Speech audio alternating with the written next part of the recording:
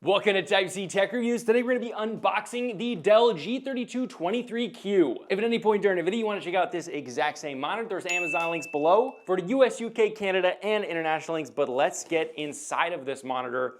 This box has been beaten up, but I have pretty much 100% faith in Dell and their packaging. It's always seems to be like the best in the industry. So right in the box, we've got, looks like a factory calibration, which is definitely something you want in this style of monitor because it's probably a significantly higher chance that you might be using this for not only gaming, but also content creation. So that will definitely be part of the full review coming in a few days. Shows you how to install everything. We know how to do that. Here is the power cable. On pretty much every Dell or Alienware products, they have internal power supplies, which makes this very cheap to replace. And I just had an Alienware monitor on this desk, so we actually don't even need to use the power supply, although for legal reasons, use the power supply that they give you. Then we also have a display port, an HDMI, which I believe is 2.1, and then the wrapping came out of this one, but a USB Type B to USB Type A for that upstream. Then we also have the bottom part of the stand, which is pretty standard Dell stuff, very similar to Alienware. It's got this like metallic-y finish, which looks very nice. Some accent there. Obviously, it's gonna have ability to swivel, which is super nice, and then a thumb screw. It's metal covered in plastic, feels very high quality. But with that, let's get to the panel. In here, we can see we have the top of the stand. Dell did send this out as a review unit. Obviously, never affects how the review goes. They're just nice enough to send them out, but it does look like this was previously reviewed by another journalist. However, let's get the stand together. Before we do this, we line that up there. The cable management looks decent here. Nothing as crazy as like Alienware gives you. Line these two up, put those in, and then this is a high quality enough thumb screw. You just screw it in with your thumbs. And there we go. Now, lift these pieces up. It's a clip-in stand. Also, we can get a little glimpse of the RGB right there. Line the tops up, press it down, and we're clipped in. You can take the plastic off now, and from the rear, it's a very attractive monitor. We're gonna have RGB here, which is a whole lot better of a way to do it than like what Alienware does with inconsistencies on the back with the size of the RGB light. This is a better way to do it. Well, let's get this on the desk. Now with it on the desk, we can see it's a pretty normal looking 32-inch flat monitor, relatively small bezels, a nice bigger chin down here, although I think it looks attractive. Pretty standard stuff. Let's see how the stand is. Height going, nice and low. That's something I really like. Nice and pretty high. And a great amount of swivel there. That can make, honestly, I never really use swivel aside from it allows you to get to the ports pretty dang easily from the side. That is nice to have. And then obviously we have tilt. That's a good amount of tilt. A nice amount of tilt down as well. And then I believe we have full rotation. Nope. Okay, no full rotation. But with that, I'm gonna get it plugged in. We're gonna do initial impressions, go through the menu system, do initial gaming test, and then we're gonna do a ghosting test. Let's do it. All right, guys, now with it on the desk, this has a dedicated power button right here. So we click that on. There's also a nice little light. Not quite as good as Alienware's, but that is to be expected. That's the whole point. All right, guys, now with it up, it's very, very dim out of the box. So let's go into the menu system. It's currently set in the creator mode, which is probably not how it's going to be stock. Again, another journalist already used this, I believe. So these may not be how it comes. It's preset in standard, and we can see a few things here. So game enhanced mode is off. We can go in there. You have timers, refresh rate, display alignment, which is very cool. But we have FreeSync Premium Pro, and I believe this is NVIDIA G-Sync certified compatible, which is nice, but FreeSync Premium Pro allows you to have HDR on with variable refresh rate at the same time. We have our response time settings, which is currently set in only fast. We're gonna be testing that at the end of the video. We also have console mode because this is obviously 4K and it has HDMI 2.1. It's very console compatible. So that'll also be tested in the full review. Now brightness here is at 10%. You will probably be at 75, but let's turn this all the way up and see how it does. Wow, okay.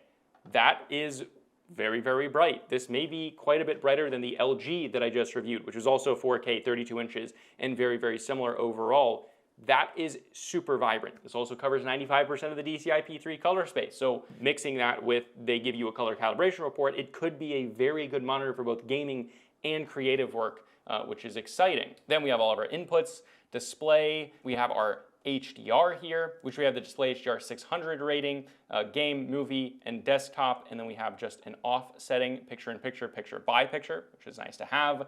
And then a lot of other things. This is shortcuts. We have buttons back here. I personally don't love that. I never use it, but well, it's something that you can do. Yeah, but with that, let's go into NVIDIA control panel, see what this thing can do. All right, we're in full resolution, 3840 by 2160, 4K. We're gonna bump this up to 144 hertz, and we're gonna see if this can output 10 bits of color, and it can. Very good, exactly what you want from this style of monitor. Now, the other thing that we can talk about right now, because this is a white screen, is this has a matte finish. How thick is it? It seems to be pretty good. It's not too thick. It doesn't give a ton of that dirty screen effect, obviously more than if your panel was glossy, but even just feeling the edges, which you really shouldn't do, but feeling the edges, it's a lot smoother. This is not a super thick matte finish, and that is nice. In game, I'm assuming that you won't even see it, but we'll test that today. All right, so we're actually gonna be gaming on the PS5.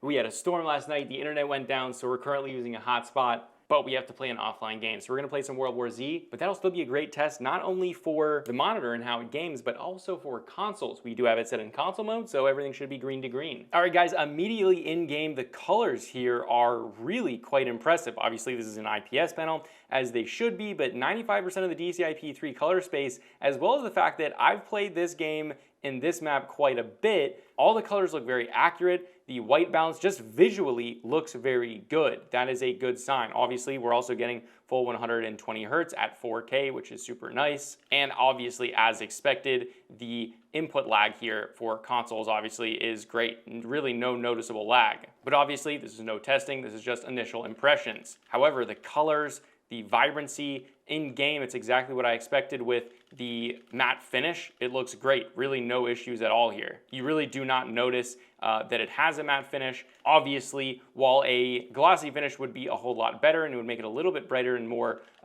vibrant, and the clarity would be better. This is pretty dang close to having that. As far as matte finish is, it's very, very thin, which is a good thing. But really the big thing here is the colors. A lot of people especially monitor reviewers and journalists, kind of give you the impression that if you're not going OLED, you can't have beautiful, beautiful panels, and especially when talking about black levels on IPS panels, and it's just not true. Visually, this is a very pretty panel. Obviously, when we go to sections like down here, that's not like dark black like it would be with maybe a VA panel or an OLED, but if you haven't tried a high-end IPS panel, you need to, because it's just a fact of its nature that these are still very, very pretty panels. And we can see here in the dark, this really does show more of how the black levels look.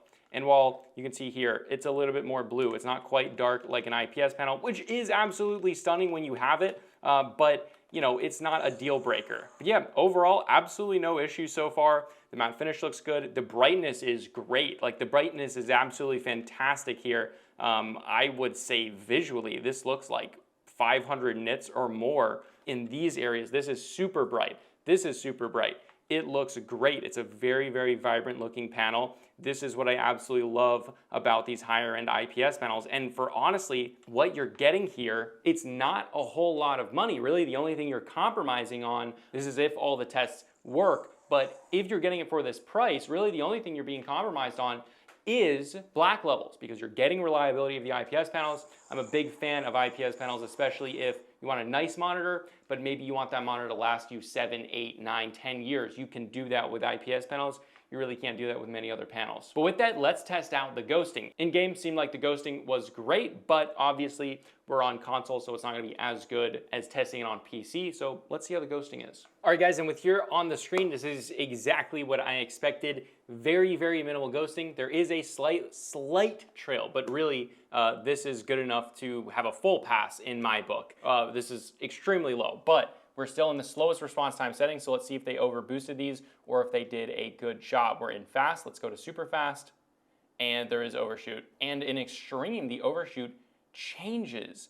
That's kind of interesting. You don't see that every day. Okay, so what's going on here is in fast, there is no pixel overshoot, no inverse ghosting. It's great. There's just a slight ghosting trail. It's not quite crystal clear, but it's pretty damn close. However, for this refresh rate, it's as good as you'll ever need. However, in super fast, there is overshoot. There's overshoot across the board. In the darker sections, in the middle sections, it is most prominent. And then down here, there's also a ton of overshoot as well. The interesting and very strange thing that I haven't really come across a whole lot is when going from super fast to extreme, we lose the inverse ghosting on those darker scenes. Not quite gone, but it's pretty dang close to being gone. but on the lighter sections, it's hyper apparent, even more apparent. So really, to me, both super fast and extreme are a no-go. If you're setting this in fast and you're leaving it there, which is how it should come stock. It's unfortunate that they didn't tune that great, but this is also a 2023 panel, which also makes it possibly a great deal for what this is, because you can get these at under their list price. Again, if you want to check it out, Amazon links below. I'll be doing the full review with full in-depth testing coming out in a few days. But so far, I really like this panel. I might even like it a little bit more than the LG, but we'll have to see. But this is Type-C Tech Reviews, and I'll see you guys in the review.